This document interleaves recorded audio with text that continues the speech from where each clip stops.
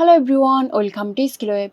In this tutorial, I will show you how to fade a clip in Adobe Premiere Pro.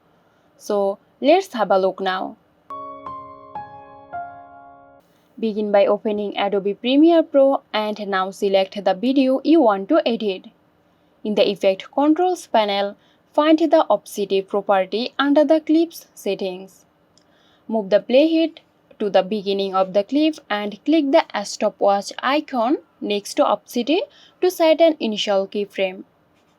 Change the Opacity value to 0%. Premiere Pro will automatically add a keyframe at the beginning with this value. Then set another keyframe here, value to 100%. Okay, that's it. Now preview the video to see the fade-in effect. Adjust the keyframes or the duration to achieve the desired fade-in. Hope this video helped you out. If it did, please like, comment and share. And don't forget to hit the bell icon for more interesting videos. This video is sponsored by Xirosoft. Xirosoft offers graphic design, UI UX design, digital marketing and web development. Elevate your brand with Xirosoft today. For more details, check the description box.